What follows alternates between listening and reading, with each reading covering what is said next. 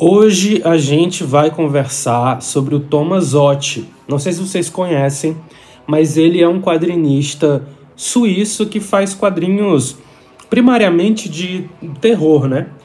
E ele foi publicado aqui no Brasil amplamente, né? Acho que tem pelo menos metade dos trabalhos dele, que não são muitos, publicados aqui no Brasil pela Dark Side. Eu li todos que foram publicados aqui no Brasil e também alguns que foram publicados só lá fora, que ainda não vieram para cá.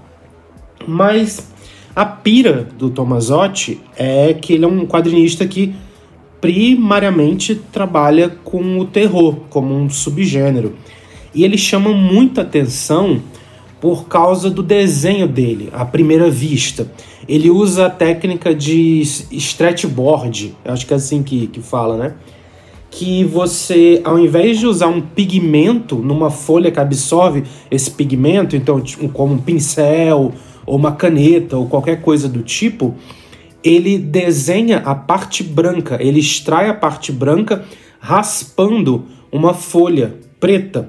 É uma técnica que é similar à gravura, não deixa de ser, né? Porque você está cravando com um material, você não está, como eu falei, desenhando com um pigmento, e que gera um resultado muito interessante, que eu estou colocando páginas aqui na tela para vocês verem. E foi exatamente o desenho dele que me chamou a atenção, porque além da técnica ser interessante, ele tem um bom acabamento, assim.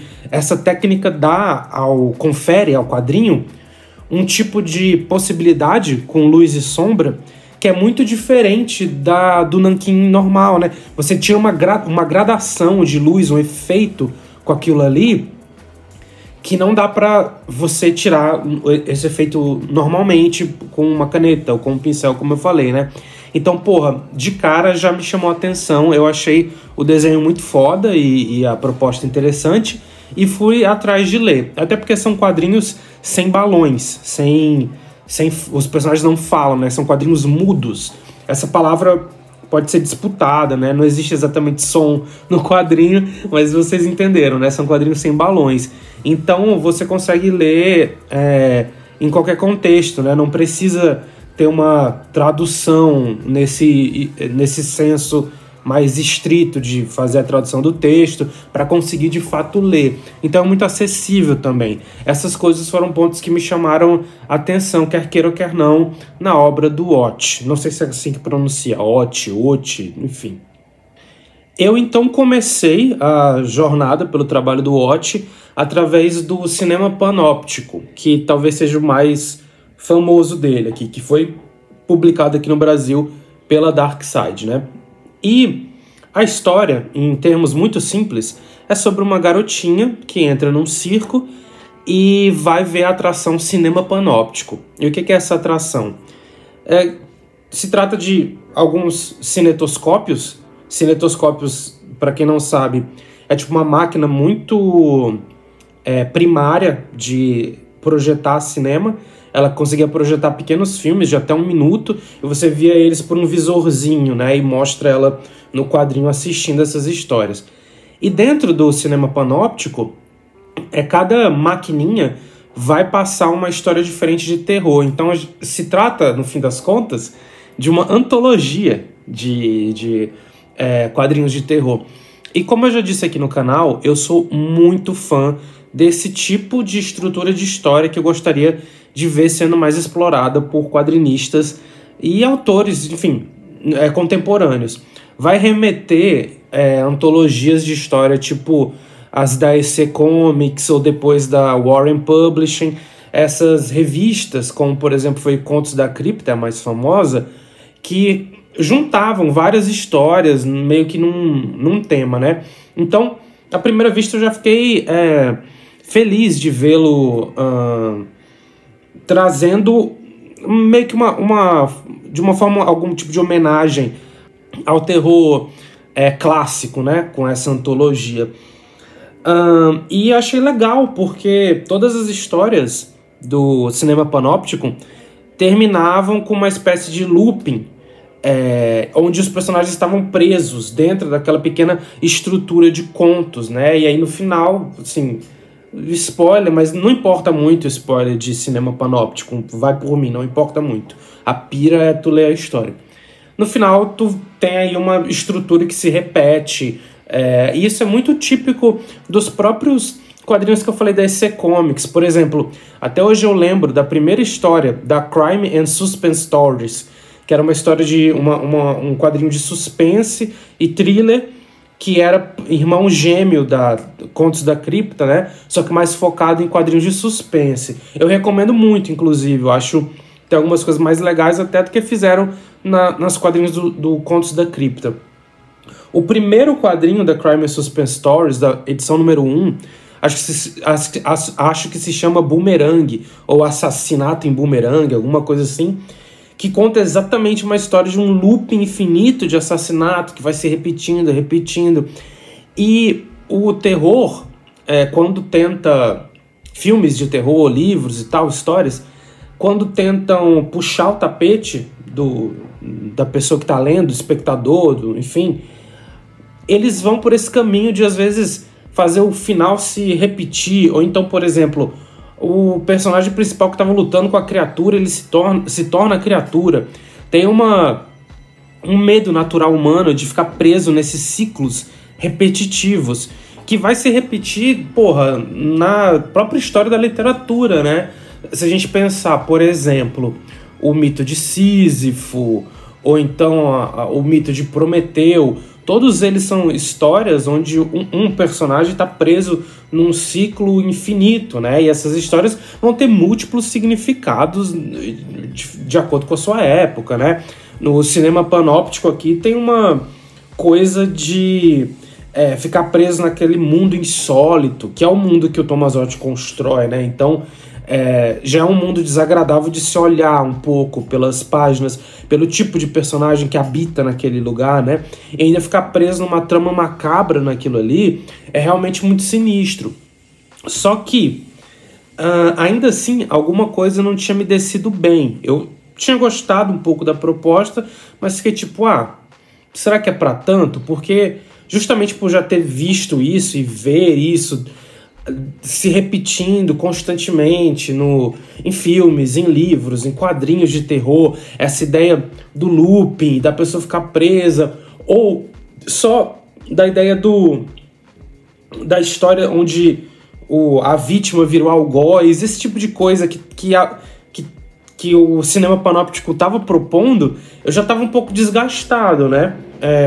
E ainda mais porque as histórias do Tomasotti, elas soam muito desprovidas de contexto. Então os personagens não têm exatamente nome, não tem exatamente uma cidade onde acontecem as coisas, exceto pelo Dark City, eu acho, né? Ou City of Dark, eu esqueci o nome do quadrinho, mas enfim, que é necessariamente sobre uma cidade, mas a gente fala sobre ele já já.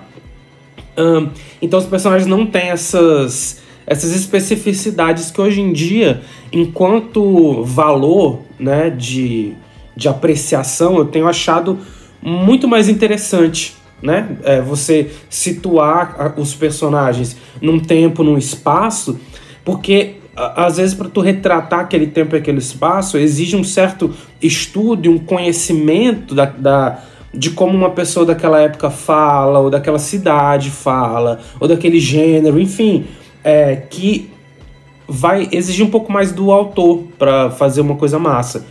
E essas histórias do Ott, elas têm um clima parecido entre elas, mas é um mundo do Tomasotti. E beleza, tranquilo, também não tenho tantas ressalvas assim, só acho que me interessa mais hoje em dia um outro tipo, mas ainda acho que dá para alcançar lugares fodas nesse caminho que ele tá propondo.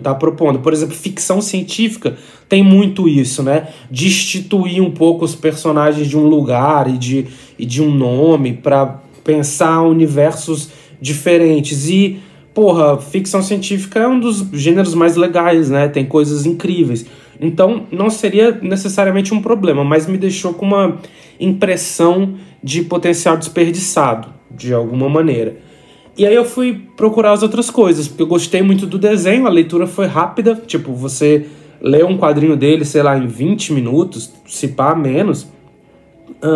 E eu fui procurar nas outras obras. E aí que começou o meu problema com o Tommasotti. Que eu fui ler as outras paradas dele e eram todas uma espécie de outra versão do cinema panóptico. E aqui a gente entra numa separação entre estilo, né, uma espécie de marca pessoal, temas recorrentes e falta de criatividade, ou falta de ambição, ou falta de pujança artística mesmo do cara, tipo, porra, vou explorar coisas novas, né? Quando um autor trabalha sempre os mesmos temas, vamos pensar num cara tipo Rubem Fonseca, que é colocado muitas vezes como o cara do romance policial no Brasil, do conto de suspense, de thriller no Brasil, beleza. Mas o Rubem Fonseca é muito polivalente dentro dos contos policiais e que ele faz. Tipo, tem personagens de diversos tipos, de diversas estirpes, porra, com linguagem diferente, em locais diferentes do Brasil. O Fonseca, fez romance histórico, né? O Agosto é um romance lindo, cara, muito bom. Ou vamos falar de quadrinho de terror. Dylan Dog. Porra, Dylan Dog, assim como no Rubem Fonseca, é uma história muito polivalente, pô. Se vale de um monte de folclores e enfim, coisas diferentes.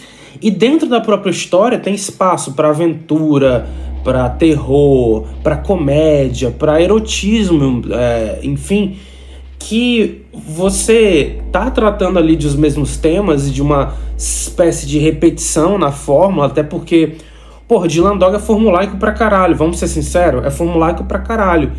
Mas dentro dessa fórmula ele propõe, sabe, é um menu de um restaurante que tem salgado, tem doce, tem amargo, tem picante, enfim, tem tudo, todos dentro daquele menu. Pode ser um restaurante que só serve carne, ou só serve macarrão, ou enfim, mas que tem uma diferença de textura e de gosto em cada um deles, mesmo sendo a mesma matéria-prima que faz os pratos. E eu tô fazendo essa linda analogia aqui para dizer exatamente que Tommasotti não é esse caso. Assim, você fica com uma sensação de preguiça, de repetição nos temas. Por exemplo, o Dark City e... Ai, cara, agora eu esqueci o nome do outro. Mas é o outro que é do carro. Enfim, eu vou botar na tela. Cara, esses dois quadrinhos, você lê, eles são extremamente parecidos entre um e outro. Um é uma antologia de duas histórias, né? São duas historinhas. E a primeira e Dark City são, cara, realmente bastante parecidas. O final é o mesmo, né? Enfim. O quadrinho do número dele, que eu não vou falar o nome desse quadrinho, né? Até porque eu não sei decorado. Mas o quadrinho do número ainda é mais interessante porque tem uma espécie de vontade de desenvolver um mistério ali, né? Uma coisa meio detetivesca. Um cara acho que pega um bilhete de loteria, né? Alguma coisa assim. Tem esse número específico que se repete o quadrinho todo. E ali no desenvolvimento da trama, várias coisas com esse número vão cruzando com ele, são sempre coisas macabras. Então tem um personagem que vai se desenvolvendo e nesse sentido eu acho que é o melhor do Tommasotti para mim, ainda que, de novo, é um ciclo infinito que vai se repetindo. E diferente de um filme, por exemplo, como O Grito, que é o primeiro original japonês, né? Que é um filmaço, que também tem uma ideia de ciclos, de lidar com ciclos, né? Os personagens vão cruzando com aquela casa ali onde aconteceu a tragédia e vão entrando no meio da maldição, né? Aquilo ali te dá uma depressão, cara. O Grito é um dos filmes de terror mais tristes e melancólicos que eu já vi, justamente pela inevitabilidade daquela tragédia. Tem um senso de depressão meio quase solene assim daquilo acontecendo, né? e que combina um pouco com algumas narrativas asiáticas, especificamente japonesas, que é de onde veio, né? Uma ideia de um trauma social ali no tecido daquelas pessoas que nunca é solucionado. E o temperamento deles ali, daquela sociedade, ajuda com que esse trauma fique sempre à espreita, de alguma forma. E no Tomasotti, de novo, o ciclo aqui é muito mais um negócio repetitivo, frio, mecânico, que acaba servindo quase como espelho pro próprio trabalho do cara. Tipo, os quadrinhos que ele desenha e escreve são meio que todos iguais, são todos desse ciclo preso sem fim, né? E o próprio trabalho dele é assim, né? Então, tipo, ele tá nesse ciclo também, de alguma forma. Há como a gente vê uma relação ali entre obra e autor. E por isso que, no geral, falar dos quadrinhos dele é um pouco difícil, porque eles são muito lineares na proposta. E, cara, é uma linearidade, como eu tô falando, que não abre espaço para contradição. Hoje em dia, pô, se eu leio um quadrinho, um livro, e eu não vejo espaço para a própria obra abraçar suas contradições e expor elas, que é uma coisa muito massa, né? Porra, já acho um pouco broxante de alguma forma, assim, não ter espaço para uma antítese dentro do próprio trabalho do cara, né? O que eu quero dizer? Porra, o filme do Eduardo Coutinho sobre os operários do ABC, né? Que ele faz entrevista com todo mundo que participou de alguma maneira da construção da figura mitológica que foi o Lula. E aí sabe como é que o documentário termina? Ele tá falando com os operários, né? E aí o operário pergunta assim pro Coutinho, o diretor, né? Documentarista. Pô, Coutinho, e tu? Tu já bateu o ponto? Aí o Coutinho fala assim, não. Aí ele dá uma risadinha e o documentário acaba, né? Então, tipo, o próprio Coutinho se colocou ali numa posição de alguma forma não pertencente àquele mundo que ele estava tentando retratar. Isso é uma contradição que é interessante, sabe? Tipo, porra, o cara tá ciente que ele, de alguma maneira, ele não é um operário de chão de fábrica, pô. Mas, ao mesmo tempo, ele é, de alguma maneira, um intelectual que tá ali retratando essas pessoas, entrevistando elas, né? Então ele tem um certo domínio, controle sobre aquelas pessoas. Aí dá pra tu pensar muita coisa. E os quadrinhos do Tomasotti, exatamente não dá pra pensar tanta coisa a partir daí. Não dá pra refletir, porque eles entregam tudo que eles têm que entregar nesse ciclo infinito, nessa ideia que ele criou e que é interessante, que tem um desenho que é do caralho, mas que no final das contas tem limites até onde consegue chegar o que ele está querendo fazer. Então, por isso mesmo, ele me soa um quadrinista comportado, confinado numa caixinha, e onde o estilo tá em cima da substância do que ele quer colocar. E foi uma decepção, porque, como eu falei, eu achei o desenho do cara do caralho. Mas digam aí nos comentários se vocês curtem, se eu tô falando merda, o que vocês acharam dos quadrinhos dele. Como eu falei, são fáceis de achar na internet, aqui no Brasil foram publicados vários, então vocês conseguem ler rapidinho e a gente pode trocar essa ideia. E acho que no mais é isso.